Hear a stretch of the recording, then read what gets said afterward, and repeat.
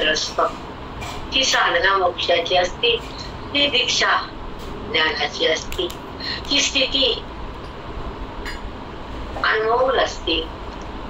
ज्या ठिकाणी त्या बुद्धीला देहभाव टाकण्याची शक्ती येते, ती गुरुपासून संतापासून. ज्या अंतःकरणाला भगवंताची भेट होती, जे मन देहाला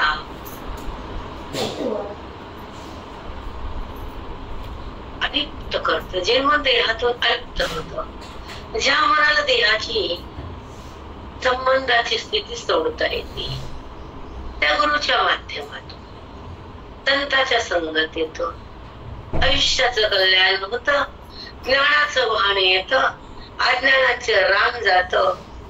तेव्हा स्वतःची ओळख होती, ती सत्संगती. सद्गुरुनाथ संत त्यांची भेट का होती? संत पृथ्वीवर काय येतात? बुद्धी पाप का करते? अंतःकरण आज्ञेला का रमत? मन भांबावून का जात? दुःख का भोगावं लागतं? असे नाना प्रश्न उत्थान येतात हृदयात. जो जीवात्मा दुःखच बघतो, कारण त्याला संत संग नसतो. जी बुद्धी बद्ध असते, कारण तिला मुक्तीचा मंगल प्रसंग नसतो, म्हणजे श्रवण नसतं. ज्या परमात्म्याचा अनुभव नसतो, जो तुमचं रूप आहे, त्याच्याशी तुमचा संबंध आहे, तुम्ही बंध केला, संबंध देहाचा आला, पाप पुण्य आले नशिबाला.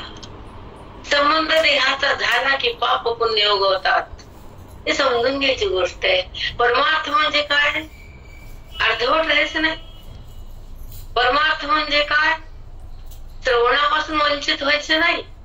परमार्थ म्हणजे काय? परमात्म्याचा संबंध अनुभवणे. परमार्थ म्हणजे पुरुषार्थ गाजवणे. परमार्थ म्हणजे वेदाची संपत्ती लुटणे. परमार्थ म्हणजे विठ्ठलाला भेटणे. परमार्थ म्हणजे माऊलीचं ज्ञान हृदयात टाकणे. परमार्थ म्हणजे अनुभवाच्या रंगात रंगणे. परमार्थ म्हणजे साधूच्या चरणाची भेट घेणे. परमार्थ म्हणजे आपलं कल्याण होणे. त्याला परमार्थ म्हणतात. जी संसारातून तरण्याचा निश्चय करतात, जे वेदाचा भावार्थ प्रगट करतात, त्याला साधू म्हणतात. जे वेदाच्या गाभाऱ्यात राहतात, स्वयंभू होतात, त्याला कृष्ण कृष्ण म्हणतात. म्हणून परमार्थ आणि स्वार्थ केला पाहिजे. कुठलाही स्वार्थ नको, कुठलीही लालसा नको, कुठलंही पद नको, कुठलाही अधिकार नको, कुठलाही लोभ नको, चित्तात वासनेचा उगम नको, आणि संताची संगत बंद नको. व्यवहार तर किती होत राहतो, जन्मोजन्मी व्यवहारच केला. गुणाचा पगडा बुद्धीत झाला, देहभाव म्हणते त्याला. पण व्यवहार हा मुक्तीचा करावा, धन मोक्षाचं वेचावं, वाण सुखाचं भोगावं, ज्ञान वेदाचं घ्यावं, आणि रंग अद्वैताचा यावा, संग साधूचा व्हावा, भेद अनादिकालचा जावा, अभेद प्रगट करावा, त्याला साधू समागम म्हणावं. त्याला संत म्हणावं, त्याला ग्रंथ म्हणावं, त्याला ज्ञान म्हणावं, त्याला जीवन जगणं म्हणावं, त्याला परमार्थाचा ठेवा म्हणावा, त्याला कल्याणकारी मार्ग म्हणावं. काय अभंग म्हणले काल आम्ही, जमीन सरकली पायाखालची. तू तर बसलीच नाही त्या अभंगात, उठून गेली. काही जमलंच नाही तिथं बसायला ते ऐकायला. तुमचा विनाभंग घेतला आणि मी असे ठसा ठसा रडले त्यांना धरून. कारण त्याचं उत्तर आहे, त्याला अर्थ आहे. कुणी रड म्हणणे रडत नसतं, कुणी हस म्हणून हसत नसतं, पाषाणाला पाना फुटत नसतं, अधिकार उन्नत असतो, बुद्धी जागी असती, वेदाचा गाभा असतो आणि ईश्वराचा स्पर्श असतो. तिथं संतांचा आशीर्वाद असतो, तिथं ग्रंथाचं वर्म असतं, तिथं ज्ञानाचा धर्म असतो, तिथं अभिदाचा कस असतो, तिथं सुखाचा सहवास असतो. तेव्हा संताचं नाव काढलं की हृदय ढस ढसरत असत, उगन असतात. सुंदर अभंग घेतला, त्यांना माहितीये मला संतांचे अभंग फार आवडतात. मृदंग टाळावला आणि सुरुवात झाली. काय सांगू त्या संतांचे उपकार. अबाबा, मी तिथं थांबू शकले नाही. काय सांगू आता संतांचे उपकार, काय सांगू आता संतांचे उपकार. माझं निरंतर जागविती, माझं निरंतर जागविती. काय सांगू आता संतांचे उपकार, काय सांगू आता संतांचे उपकार. काय द्यावे त्यासी भावे उतराई, काय द्यावे त्यासी भावे उतराई. ते तुहा पायी जीव थोडा, ते तुहा पायी जीव थोडा. काय सांगू आता संतांचे उपकार, काय सांगू आता संतांचे उपकार. काय उपकार केले माझ्यावर त्यांना, काय सांगू. त्यांना काय देऊ उतरायले. पायावर त्यांचा जीव जरी ठेवला तर थोडा. काय देऊ त्यासी भावे उतराई, ठेविता पायी जीव थोडा. काय भावार्थ आहे, काय रहस्य आहे हे कळणाऱ्याला कळतं. जसं हृदय पिघळत ना अभंगात, ते हृदय राम असत. जे पाषाण आहे त्याला काय संत काय, जीव काय, उपकार काय केला, काय संत. कशाच संसार आहे, अति संसार तुम्हाला वाहून नेतो. मग संताचा सहवास, संताचं प्रेम कुठलं येणार बाप्पा. प्रेम संसाराचं येतं आपल्याला, संताचं नाही येत. संताचं प्रेम यायला वेगळी चौकट लागते हृदयाची. बरंच प्रेम संताचं करावं, ज्ञान ग्रंथाचं हृदयात पेरावं आणि मग जीवन जगताना अनुभव भोगावा. पण आपण प्रेम खोट्या वस्तूला करतो ना, देहाला, प्रपंचाला, संततीला, संपत्तीला. फेल गाडी झाली आयुष्याची. नाही त्या वस्तूला प्रेम केलं आणि त्या संतानं उद्धाराचा मार्ग दिला, संतांना हातात मोक्ष दिला. आणि काय देतो आपण त्याला, टिंगला घर आणि त्यांची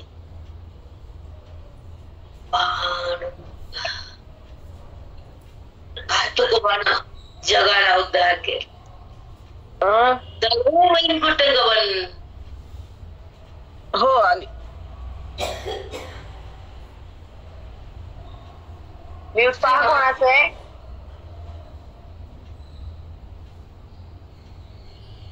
महान ग्रंथ आपल्या महाराष्ट्राच्या भूमीला भेटले. काय ज्ञानोबा, काय तुकोबा, काय एकोबा. आणि आपण त्या संताच्या संगतीत आहेत का? संताच्या बोधात मन आहे का? संताचे ज्ञान चित्तात आहे का? आमच्या चित्तात संसार आणि माकड काय देतात ते? काही नाही, काही देत नाही तिथं प्रेम, आणि सगळं देतात ते देतात. त्याला काय करायचं? कल्याण करतात, जीवन राममय करतात, अज्ञान भस्म करतात, तुम्हाला सुखाचा रस्ता देतात, तुमचा शेवट चांगला करतात. त्यांना काय देतो आपण? काही द्यायलाच नसतं जवळ. काय देता तुम्ही? सगळं घाण टाकलं मन इकडं, ती मन इकडे येतच नाही, आणि त्या मनाला संत कळतच नाही. काय देतो आपण संताला, ग्रंथाला? काय नाही. कारण द्यायला काही नाही, इच्छा पण नाही, वासना पण नाही, आणि देता पण येत नाही. म्हणून रडवायला काय भयंकर. मला अभंगात त्या भजनात अर्धे घंटा कस तरी म्हणजे काय दिलंय मला अयोध्येत नेला, दरीच्या काठावर सत्संग झाला, काशी विश्वनाथानं आमंत्रण दिलं, प्रयागराजावर पाठ झाला. माझी ट्रेन प्रयागराजच्यावर 1 पाऊण तास होती. नंतर तिथंच सत्संग झाला, आणि पुन्हा तो 1.5 तास 11 पर्यंत आम्ही डब्यामध्ये सरित राहते. 2 तास असला भयानक सत्संग झाला प्रयागराज. बापरे बाप. ट्रेन हातात ग्रंथ नाही, गर्दा गोंधळ. काय दिलं? कोणी दिलं? मायबापा दिलं का? नाही, संतांना. तुम्ही माय बाप कृपावंत, कायमी पतित कीर्तिवान, अवतारत माधराया कारणी, उद्धराया जन जडजी.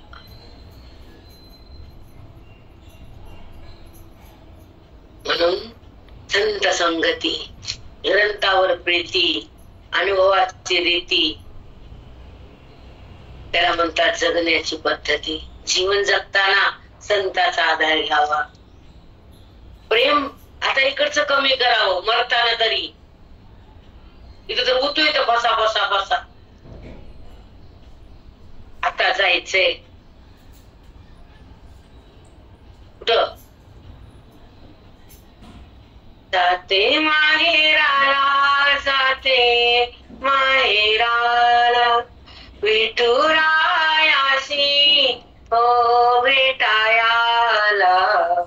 जाते माहेराला, जाते माहेराला. मूळ स्वरूपाला माझ्या पांडुरंगरायाकडे जायचंय, माझ्या मूळ स्वरूपाला पाहायचंय. तिथं अरे एकरूप व्हायचंय, तिथं समाधिस्थ व्हायचंय, तिथं बुद्धीला ईश्वराशी समाप्त करायचंय, तिथे चिद्रूप सद्रूप एकरूप व्हायचंय. त्याला माहेर म्हणायचंय. ही माहेर नाही कोण वाकड तिकडे चौकोनी पंचकोनी, पांडुरंगाचं माहेर.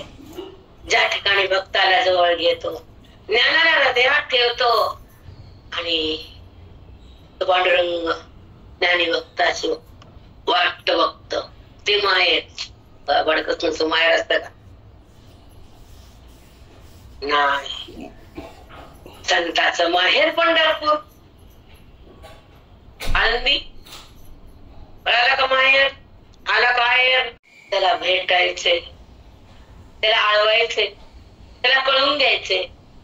आधी आळवावं मग कळून घ्यावं, भक्तीनंतर ज्ञानाला बोलवावं, त्याला जीवन जगणं म्हणावं. मी लिहिलं बरं काय ते संसारात राम आहे. कोणता क्षण सुखाचा आहे?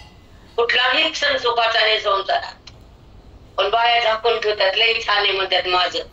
माझ्याकडे ये सांग तुला काय ते, तुझं काय काय छान आहे सगळं काढते मी. पत्रिका कुंडली काढते, राहू केतू मंगळ शत्रू शनी सगळं काढते बाहेर. माझ्यासमोर यायचं म्हणायचं खूप छान आहे. कळाले का राहू केतू? हो माऊली कळालं.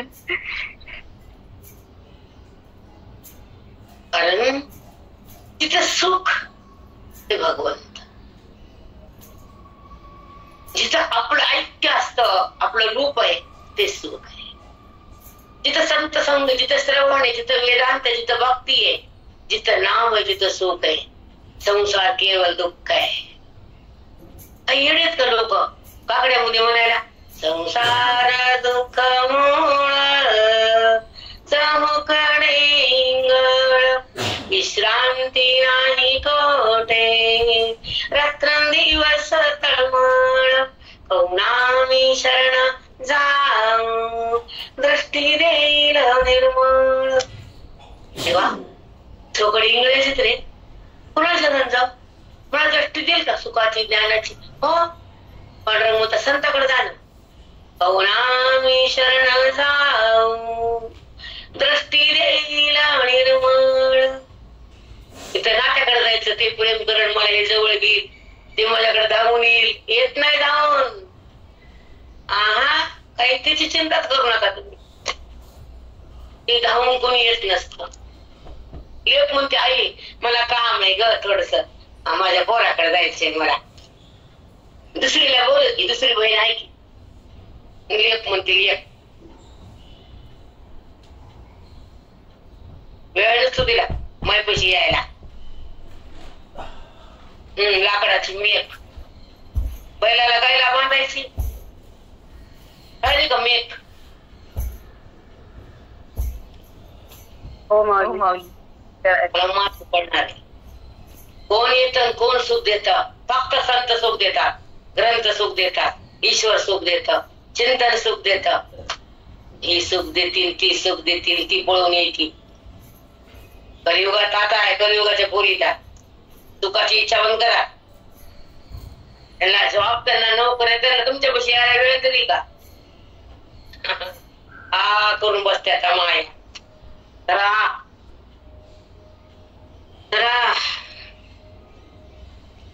आपला आपला देव सत्रावा. त्यांना खरं बोलले की डोचं तर माया हाणताना मला कुणाच्या ताप नाही आणायची. चला, किती म्हणलात? ओळी किती म्हणला सांगा? 209 माऊली. हॅलो मायाताई. माऊली हा बोला ना. लोक जेवताना बघितलं आणि अभंग, ते कीर्तन, ते मंदिर, ते गुरुजी, त्या आयुष्याची तिथे झालेली साधना, कसं वाटत असून बघ तिथे गेल्यावर सांगा बरं. आनंद माऊली, अवर्णनीय आनंद आहे. अवर्णनीय बेटा. तिथं आयुष्याची तपस्या घडली श्रवणाची, तिथं पंगत मिळाली तुकोबाची, ही गाठ मोक्षाची, ही भेट विठ्ठलाची, ही प्राप्ती आत्मत्वाची, हे सुख परमात्म्याचं, हे रूप ईश्वराचं, ते स्वरूप वेदाचं, ती प्राप्ती त्या परमेश्वराची, परमपित्याची. मुंगी सारखे लोक तिथून जात होते सारखे. पोरग आई वापरू नको, आई वाढू नको म्हणे. कपडे आई पुन्हा गोळी मागते बरं का तू. त्याने दिली नाही, मी झोपे गेले आले की गोळी नाही तुला देणार नाही म्हणलं. तू गोळी मागतो मला माहितीये, मला फिरू नको, मला दम पडतो का तिथं. फिरू नको, फिरू नको, आई वाढू नको, वाकू नको, हे म्हणलं का. आणि तो आनंद परमानंद असतो. माझ्या माझ्या गुरुचा मन हे खूप मस्त, की माझ्या पिढीनं पिढी चालणार.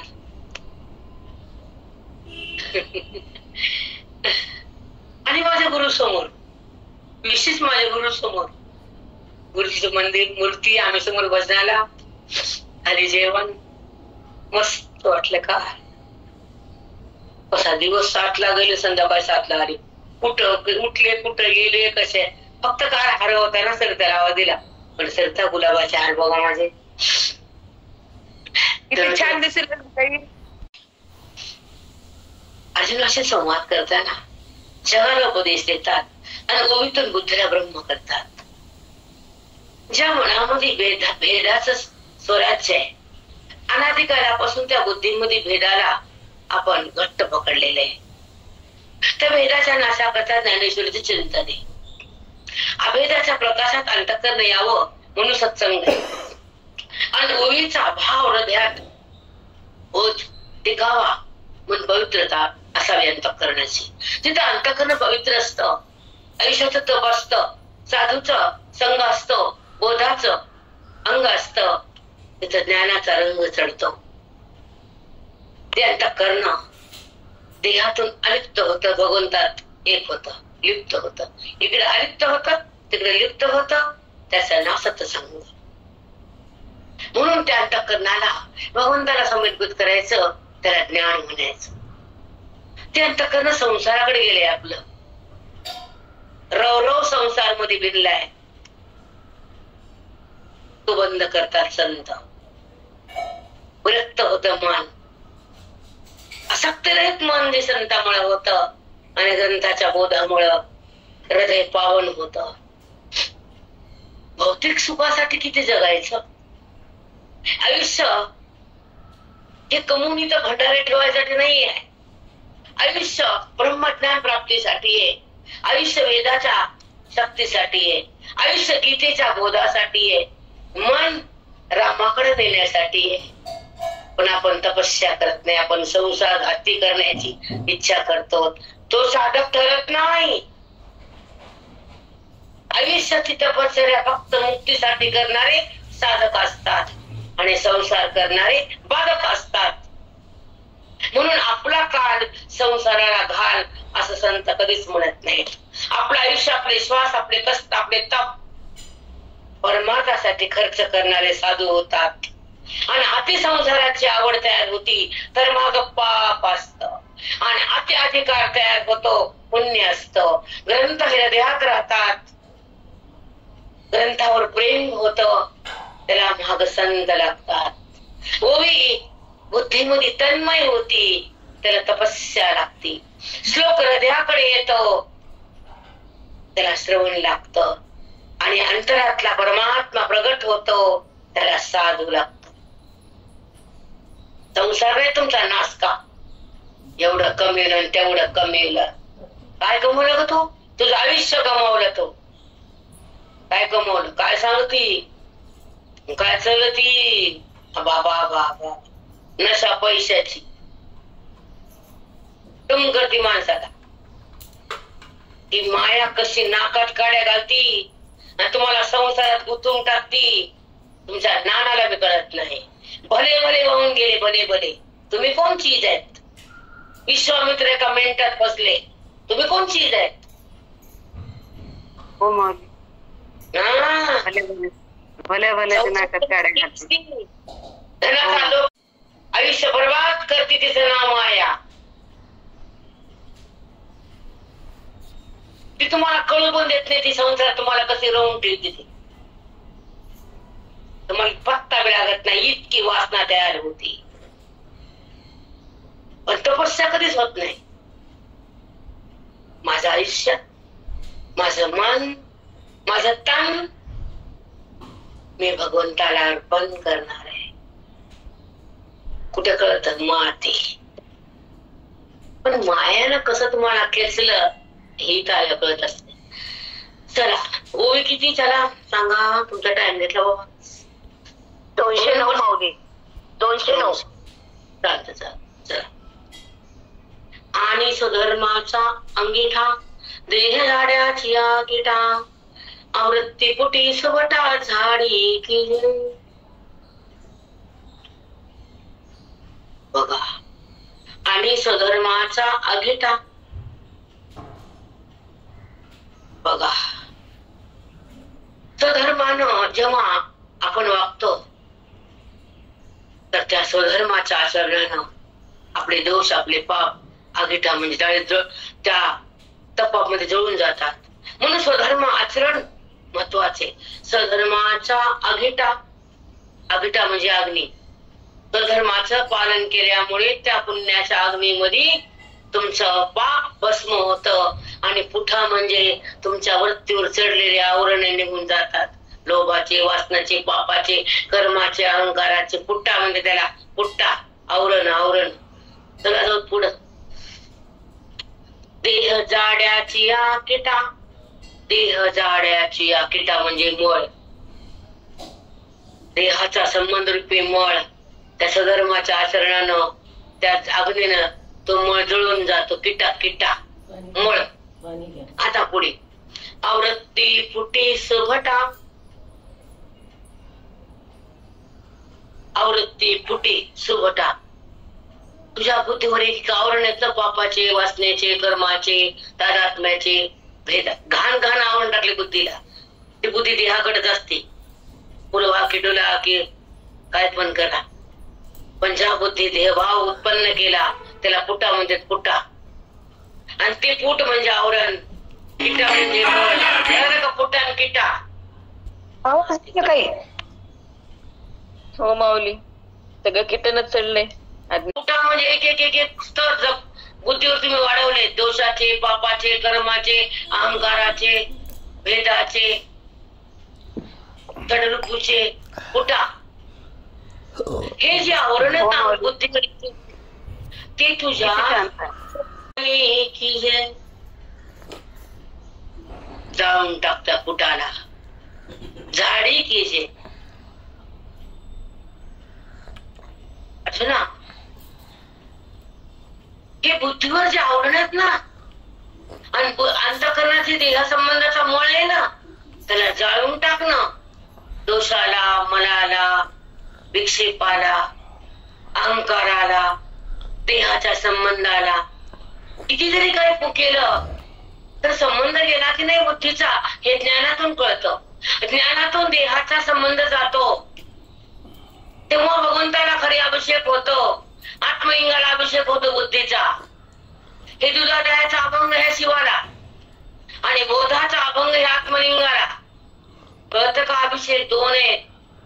एक धारण केलाय, मनामध्ये विकार उत्पन्न झालाय, पंचभूताच्या शरीराला मन माझं म्हणायला लागले आणि भूतातून निघायला साधूचा बोधाची गरज आहे. हे बोध हा हृदयात जवळ जातो, हृदय पावन होत आणि वेदाचा मुलामा चढतो, अहंकाराचा पडदा फाटतो. कर्मानं फाटत नाही अहंकाराचा पडदा. म्हणून कर्मानं काय मिळतं, ज्ञानानं काय कळतं आणि संतांच्या संगतीमध्ये आयुष्य कसं पवित्र बनतं हे काय करणार तुम्हा लोकांना. कर्म काय देतं? अशुद्धता, अपवित्रता काढून टाकतं कर्म. उपासना काय करते? चंचलता बंद होती, स्थिरता तयार होती. आणि ज्ञान काय करतं तिथं? त्या रामाला त्या अंतःकरणात, पवित्र अंतःकरणात प्रगट करतं. प्रत्येकाचे कार्य भिन्न आहेत ना, कुठे कळते. म्हणून तर कर्मातच मरेपर्यंत राहणं आणि कर्म सोडून बाहेर येणं, कर्म करताना पण अलिप्त होणं आणि कर्माच्या संबंधातला सोडायला ज्ञान घेणं आणि उपासनेमध्ये बुद्धीने प्रवेश करणं आणि उपासनेमध्ये ती परिपूर्ण होणं आणि बोधाचा कस आत येणं, ओवीचा रस बुद्धीनं घेणं, अंतःकरणातल्या परमेश्वराची जाणीव होणं आणि आत्मरंगात अंतःकरणानं नाचणं आणि आपला स्वरूप आपण बघून हसणं, त्याला ज्ञानी भक्त म्हणतात.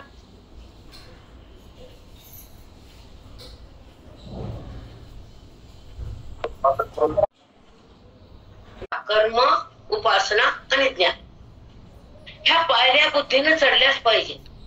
तुम्हाला म्हणून तर फक्त एक श्रावण आले की अभिषेक करा आणि भाद्रपद आले की लक्ष्म्या करा, चैत्र आले की पाडवा करा आणि फाल्गुन आले की शिमगा करा. करा म्हणजे कर्म आहे आणि जाना म्हणजे धर्म आहे आणि व्हा म्हणजे स्वधर्म. राम व्हा, मुक्त व्हा. करायचंय तुमच्या आयुष्यात कधी करा आणि मारा आणि पुन्हा करायला पुन्हा जन्मा. दुसरं काय सांगा ना, दुसरं काय? हो ना माई, जन्म परत त्याच्यामध्येच गुंतायचं परत. मग अहंकाराचा वारा न लागो राजसा, माझा विष्णुदासा भाविकांशी जो. देवा, विष्णुदास म्हणजे वारकरी दास आहेत पांडुरंगाचे. विष्णूचा अवतार म्हणजे पंढरीनाथ, विष्णूचा अवतार म्हणजे राम, विष्णूचा अवतार म्हणजे कृष्ण. एकच अवतार आहेत. अहंकाराचा वारा न लागो राजसा, माझ्या विष्णुदासा भाविकासी जो. माझे भक्त आहेत ना विष्णूचे, त्याला अहंकाराचा वारा लावू देऊ नको बरं. जाता जाता तुला सांगून चाललो, देव म्हणतो मी ऐकायलो, आता ह्याला ज्ञानाकडे आलो, संतांच्या संगतीत ठेवायलो, पण तुम्ही पुढचं काम तुम्ही करा. संत जरी दिले आणि बोध जरी दिला त्याचं मन कोड करे, ते म्हणतो मला संसारच बरा आहे. सगळं बंद व्हावं, शब्दच बाय कोणी स्त्री बद्दल नामी नामी मुक्त व्हायचे ना. मग स्त्री असा अग्नी जाऊन भस्म करती, वासना उत्पन्न करती. म्हणून नामी नामी स्त्री जपून राहावं. अग्नी ती अग्नी.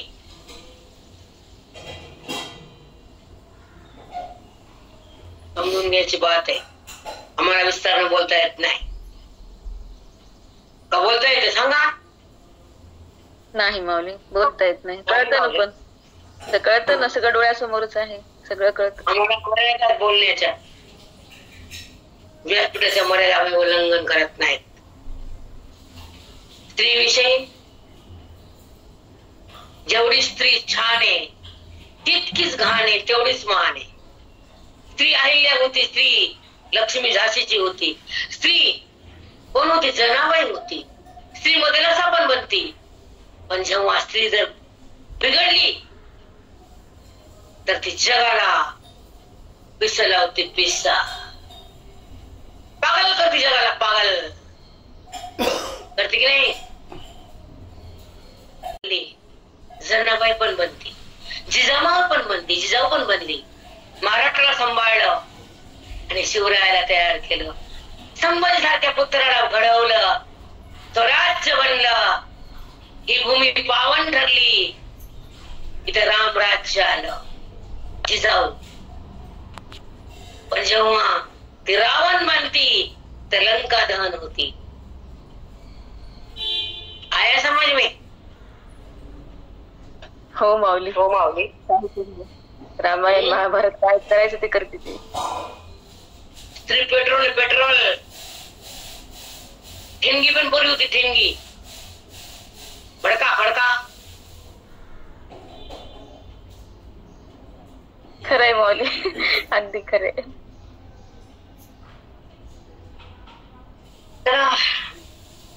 वस्तुभूत मात्र नमिजे,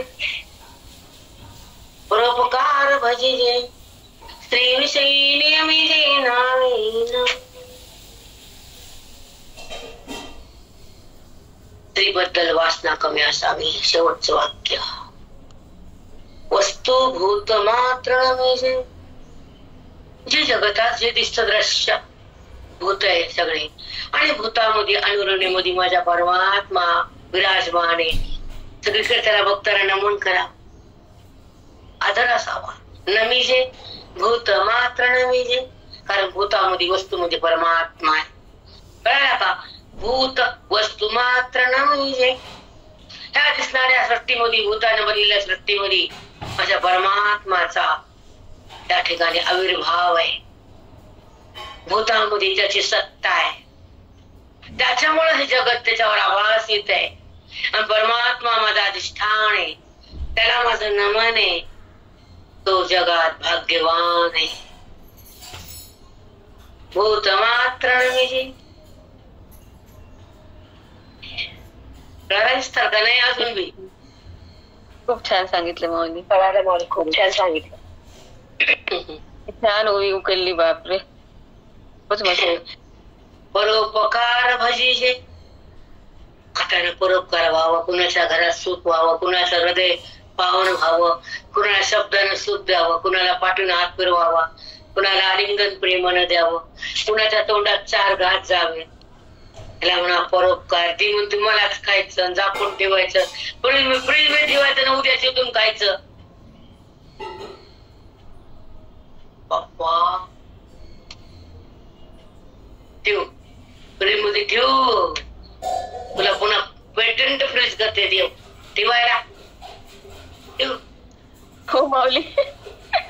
तिला जन्मते प्रसंगे स्त्रीदेह शिवणी अंगे, तेथून जन्म अवघे सोहळे की जय, तेथून जन्म अवघे सोहळे की जय. जन्मताना फक्त स्त्रीचा संबंध आहे, पुन्हा स्त्रीचा संबंध ठेवायचा नाही. हा जन्म अनसुट घालायचा स्त्री हवेला मुक्तीसाठी. शिवने जन्मताना फक्त त्याच्या देहा संबंध होईल, पुन्हा तिचा संबंध नाही, तिचं काहीच नाही. चला सोहळे की जय. भूतमात्राचे नावे तणही ना सुडावे, किंबहुना सांडावे छेद भेद. मात्राचे नावे तृणही ना सोडावे, किंबहुना सांडावे छेद भेद. बघा, सांडावे मांडावे, काय कापू नये, काय तोडू नये, कोणाला त्रास देऊ नये, भेद नसावा. चौकट तोच आहे, मग त्याला कसं जपूनच राहावं. सगळा माझा परमात्मा पूर्ण भरलेला आहे, तुडुंब भरलेला आहे माझा पांडुरंग. तो पण तोच आहे, आणि त्याला कसा त्रास देऊ, त्याला कसा द्वेष करू, त्याच्या संग कसं वैर धरू. कांदा मुळा भाजी अवघी विठाबाई माझी.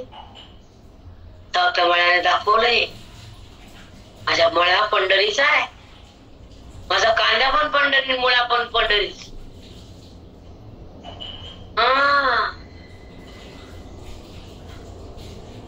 माळी प्रत्येकच तुम्हाला सगळ्यांना माहिती सांगायला नको. ऐसे जे शरीरी राहतेची पडे उजरी, ते शांती रे तपोवरी आले जाण. अशा प्रकारे या शरीरामध्ये इंद्रियाच्या द्वारे जे जे तप घडतं त्याला सुंदर ते शरीर म्हणतात, सुंदर अंतःकरण म्हणतात. ऐसे जे शरीरी राहतेची पडे उजरी, असं शरीराला वळण लावलं ना, मग काय होत, ते शरीर तप घुमरी आले जाण. त्या शरीरानं संपूर्ण तप पूर्ण झालं हे तू जाणून घे, आणि ह्या तपानंतर माझी प्रतीती करून घे. त्या शरीराचं तप होतं ना असं, मग ते माझा स्पर्श तुला बघता येतो, ज्ञानाचा उत्कर्ष होतो, आदर्श तू आदर्श बनतो, आणि त्या ठिकाणी तुला माझी प्राप्ती होती. ही प्राप्ती माझी यानंतर माझी प्राप्ती तपानंतर. काय माऊली बोलले, आपण कुठे आहेत, काय माऊलीचा बोध आहे, आगाध बोध आहे. खूप छान आहे आपलं, कारण हे साधे नाही भाषा, पण अभ्यास करा, निग्रह करा. पण ही साधना खूप महान आहे. एका शब्दाचं तिथं ज्ञानाचं दान आहे. ही तपस्या महान आहे. हे माऊलीचं वाक येत नाही, वाक येत नाही. माऊलीच्या मुखातून निघालेला यज्ञ ज्ञानाचा वाक येत नाही म्हणतात त्याला. जगासाठी दिलं हे धन. साधना समजू नका, हलक्यात घेऊ नका. चला,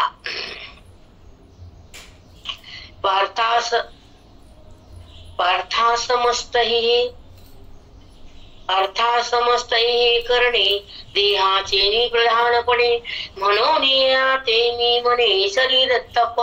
अर्जुना, हे तुला मी सांगितलं तर सगळं पूर्ण केलं ना देहाच्या द्वारे, हे पूर्ण तप झालं म्हणून मी ह्याला तप म्हणतो. या प्रकारे शरीरानं जर व्यवहार केला तर हे तप बनलं, असं मी तुला सांगायला. अर्जुना, देहाचे मी प्रधानपणे या शरीराच्या द्वारे जे केलेलं क्रिया आचरण याला पूर्ण तप म्हणतो मी अर्जुना. एवं शरीर हे जे तप तयाचे दाविले रूप. शरीराच्या माध्यमातून झालेलं तप त्याचं रूप तुला दाखवलं. आता ऐक निष्पाप वाङ्मय ते. आता पुढचं वाङ्मय म्हणजे पुढची ज्ञानेश्वरी ऐक. श्लोक किती आला? 15 पर्यंत आलो आपण. ठीक आहे, 5 मिनिटं राहिले आपले, थोडे घेऊ. अनुद्वेगकरं वाक्यं सत्यं प्रियहित यथ अनुद्वेगकरं वाक्यं सत्यं प्रियहितं च यत् स्वाध्यायाभ्यासनं चैव वाङ्मयतपोच्यते स्वाध्याय वाङ्मयं चैव स्वचा अनुभव घेण्यासाठी अध्यात्मशास्त्राकडे संतांच्या संगतीतून जी बुद्धी ईश्वराकडे प्रवाहित होती त्याला स्वाध्याय म्हणतात. देहाकडे प्रवाहित होती त्याला अविद्या म्हणतात. जगताकडे जाती त्याला विकार म्हणतात. स्वतःला पाहती त्याला निर्विकार म्हणतात. स्वाध्याय तपोच्यते. कळालं की नाही? बोल जरा पटापटा. सांगितलं की जी परंपरा आहे पात्र टाकणं, केळीचं पानं टाकणं, ताट देणं, स्वतः जाऊन वाढणं, काय कामे आहे बघणं, आग्रह करणं, त्याला म्हणतात पंगत. टेबल घ्या. हे बाया सगळ्या मगरूर वाकत नाहीत. अंगाला धक्का नको. आला दी बोका, अंगाला नको धक्का. कळाला का? बोका. हो मागे तिथं काय चप्पल घालून ठेवायचं बरं. ते काय जेवण आहे का मग? मग घाण त्या म्हणतात नाही टेबल मांडा वागता येईल. वागता येत नाही. कशी वागशील टेबल घेतल्या? चला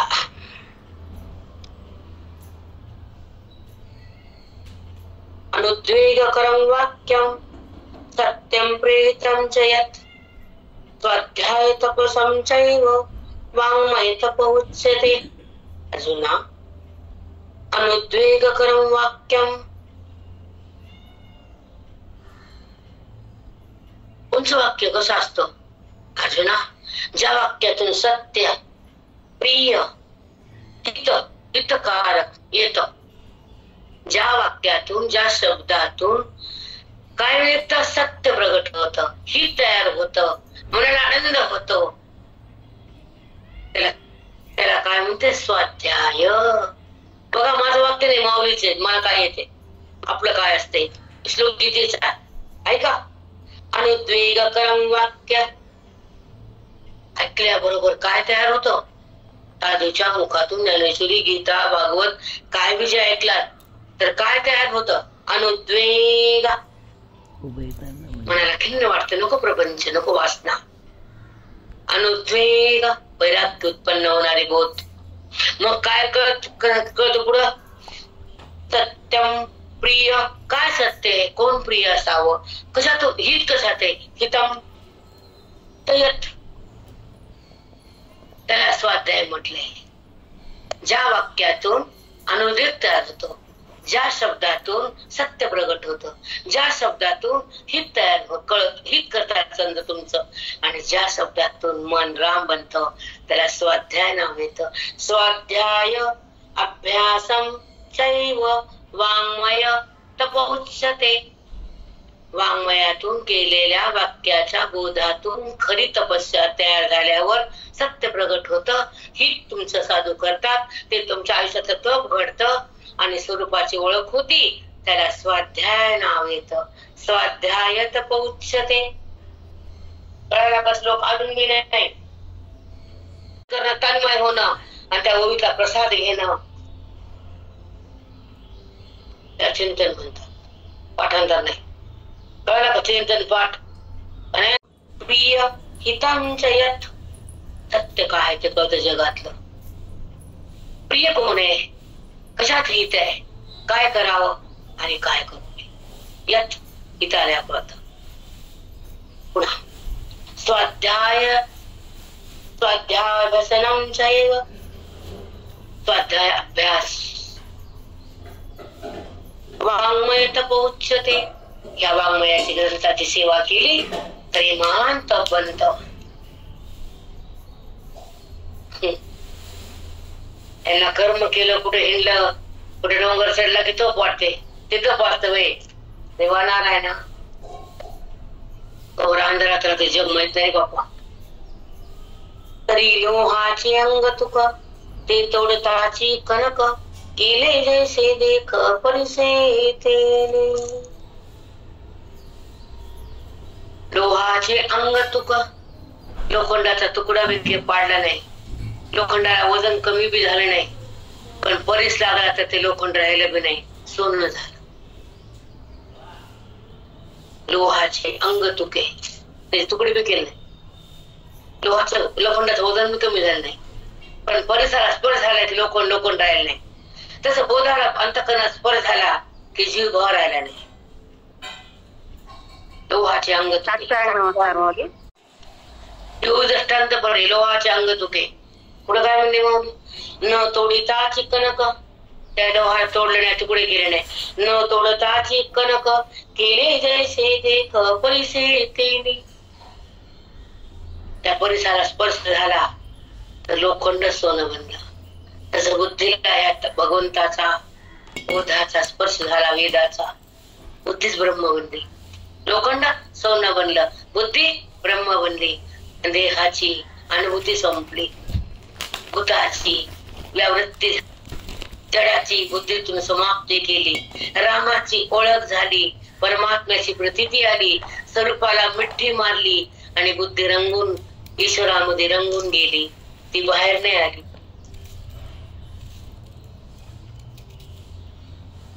साष्टांग दंड. काय सुंदर